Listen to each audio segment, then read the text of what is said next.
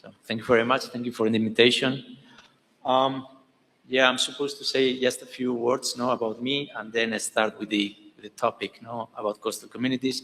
Yes, my name is Javier. I work for Ecorys. I'm here with two hats, basically. One similar to Celia and to Michaela. We are working in a big contract for DG Mare, for the European Commission, on the sea basins strategies covering the Atlantic, the Black Sea, the Western Mediterranean, and the North Sea. But then a second hat, which is that we've very recently completed a piece of research, which we think is entirely relevant for today's panel, which is a study precisely on coastal communities. Because strangely enough, at EU level, we didn't have a concept, a definition of what a coastal community is. So now we do, apparently. So I kindly ask our panel coordinator to allow me for 3 slides, because as you know, it's all about the panel.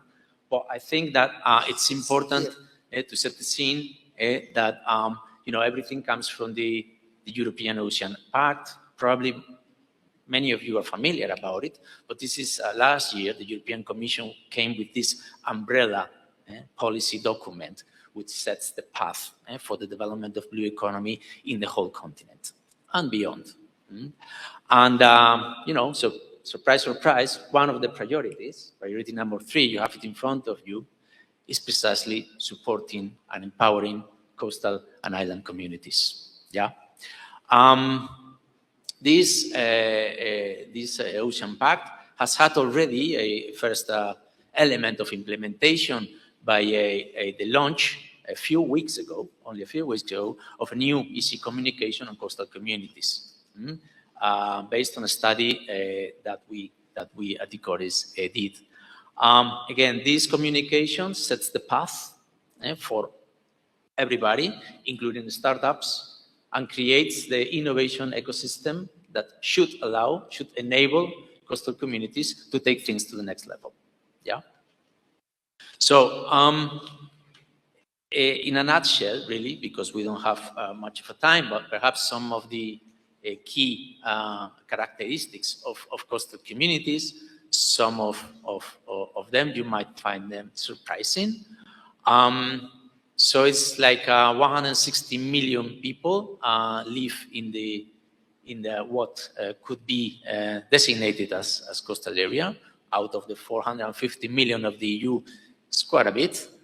The production, I won't stop in that figure because it doesn't mean anything to anyone. But we produce 38% of the EU total in terms of GDP, which is quite outstanding. They also act as a natural infrastructure supporting the economy and mitigating climate risks.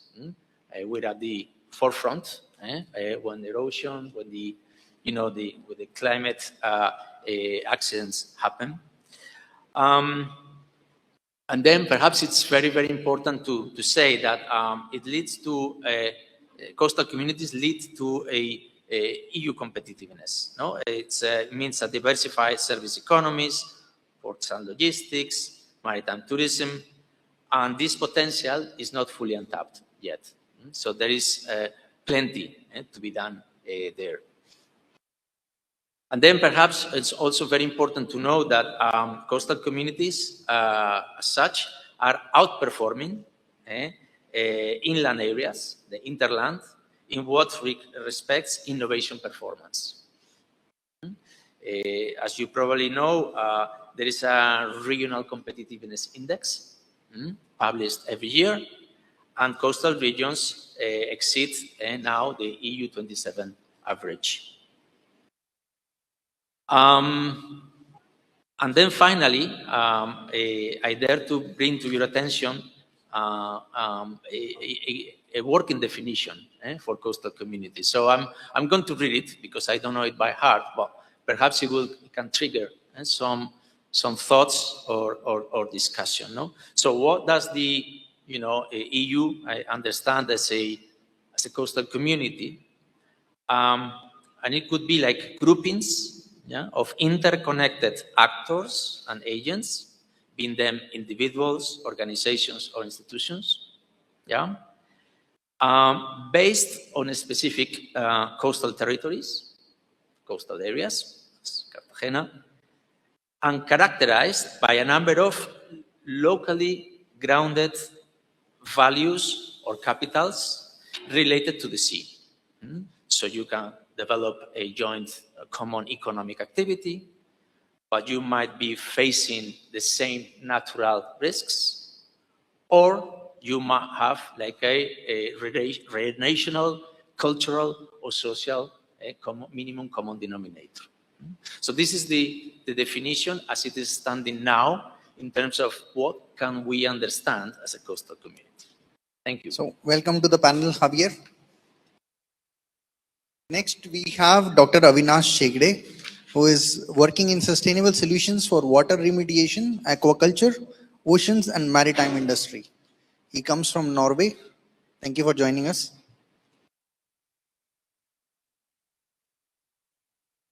Thanks for having me here. So briefly about me, I'm a veterinarian. I practiced as a small animal veterinarian in India for 19 years before moving to Norway to study masters in aquaculture. And during my journey as an aquaculturist, I experienced terrible things happening in the ocean and with the fish. So I decided to do something about them. And I started working on providing solutions for biosecurity for the fish, and eventually landed with the oceans, because water is a common denominator. In today's world, whatever problems we're facing, be it human health, be it animal health, water is the common denominator. We are intoxicating the oceans, and that's why we are getting problems like cancer, like bacteria-resistant infections today. So I decided to do something about this, and now we are having many new launches, many new products, many new POCs in work order, and we are in a good position to say we have some solutions which could help prevent the marinas, the ports, the ships, even the aquaculture ocean net cages, which from biofouling, which was till today maybe thought very much impossible. So we have some very easy solutions which could help us against biofouling. Thank you and welcome to the panel. Thanks. Next, we have Finn Wander R, a marine biologist, saltwater stories, and she'll introduce herself.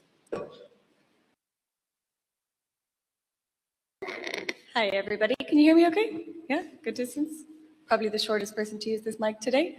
So Finn van der Aar, Irish-Canadian with a Dutch name. My background is, doesn't matter that much.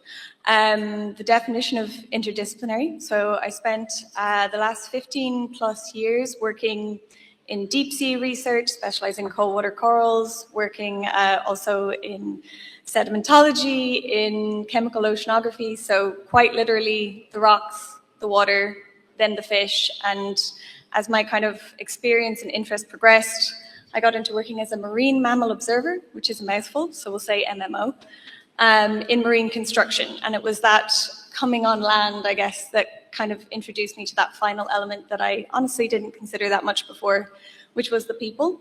And from there, I started to work kind of sideways, literally just from spending 12 hours a day standing on a port, rain, hail, sunshine, mostly talking. So hi everyone, I'm Mathias, a co-founder of Libra Recycle, a Lebanese community-based initiative focused on waste reduction and recycling, and promoting also more sustainable lifestyle in coastal communities. My work sits at the intersection of environmental and social impact. Yeah, at the same time, we try to create some employment opportunities for vulnerable groups, including women, youth, and refugees in Lebanon. So in practice, this means three things. We first we try to giving to the communities different tools, infrastructure, and knowledge to properly manage waste and engage in recycling. Also to ensuring that citizens are not just beneficiaries of environmental projects, but co-creators of solutions through participation and community-driven platforms. And third, we try to linking environmental action with economy opportunities so that sustainability also become a source of income and resilience for local population. Thank you. Thank you. A round of applause, please, for all our panelists. We can start.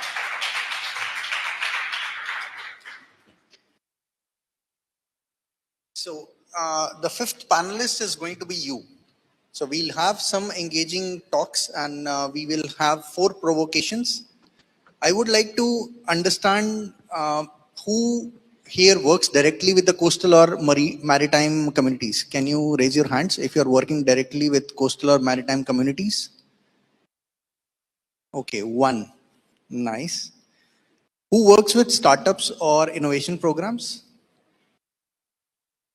3, 4. Nice. 5. So who works in policy, regional development or public institutions? 1, 2, 3, 4, 5, I think 6. Javier. Okay, now it becomes interesting. Has anyone of you seen a bad example of policy implementation, like without real empowerment or consultation? Just raise your hands. Maybe we will involve you into a discussion. A bad example. Okay, 1, 2, 3, 4. Okay, 5. Who has a good example with the local impact? Like if you have an experience or an example with you believe that skill transition. So I will have to remember. I think the same guys have bad and good examples both. Nice. Is this working? Yes. So I will give you this one. So we have, divided this into 4 provocations. One is we are going to, the core principles, but provocations in terms of, people and community, environment and ecosystem, climate and its impact, and talent and skill need. And that's how we are going to ask some questions to our panelists and see where it flows from there.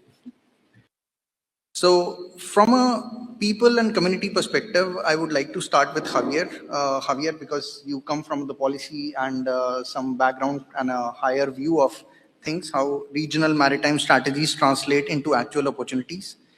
So I would like to ask or help us, in describing some of the opportunities that you have seen as a concrete example that we can all connect to.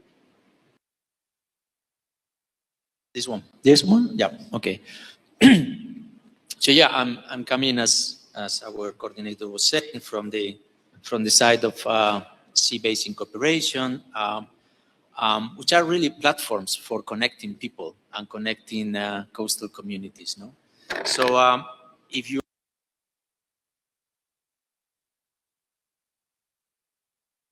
and a bottom-up approach, meaning that those who need to develop the policies count with the elements of information coming from the practitioners and from the communities, that can automatically become a case of good practice. How can you do this? We can speak, can go back to for instance, one of the Sea Basin strategies that we're supporting, the WestMED initiative. No?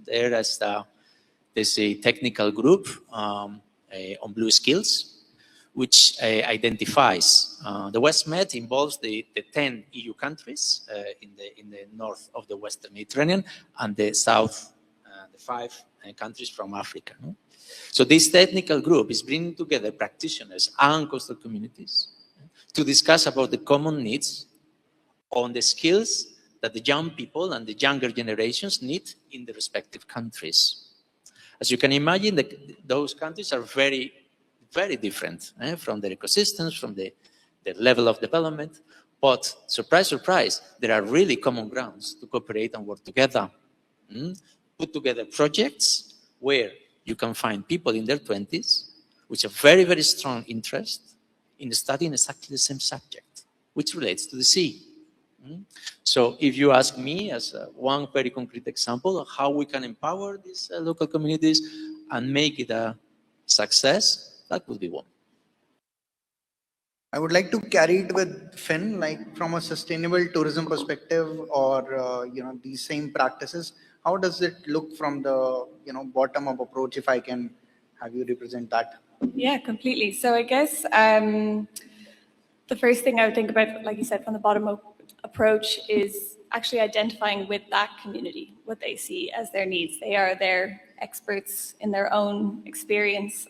What I've seen across tourism, but also quite a lot in the interaction between small-scale inshore fisheries and offshore renewables is kind of where you could have a project that's several years into its supposed consultation phase, and they're not actually talking to that local community or local communities until that point. And so then those first conversations are not going well because they already have their backs up, because they haven't been included, but also maybe the solutions that are being given to them are not fully relevant either. So just to ask you again, like, do the communities see or they have the solutions that they are open for or expecting? Is the knowledge already there? I think it's a mix. It's more about. Sorry, is there like a echo of one of those? Anyway. Sorry, could you repeat? Yeah, I was asking, like, when we say about the local communities, the knowledge is already there. They know what their needs are, or sometimes it's something that just comes up from a foreign innovation.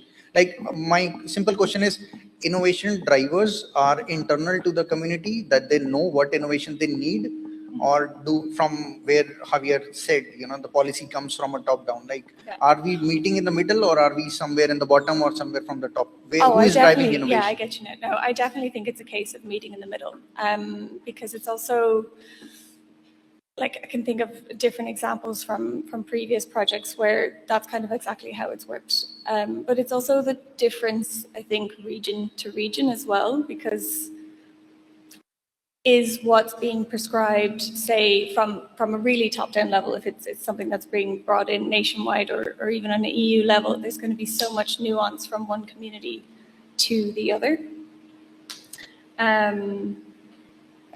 Okay. I think Matthias would have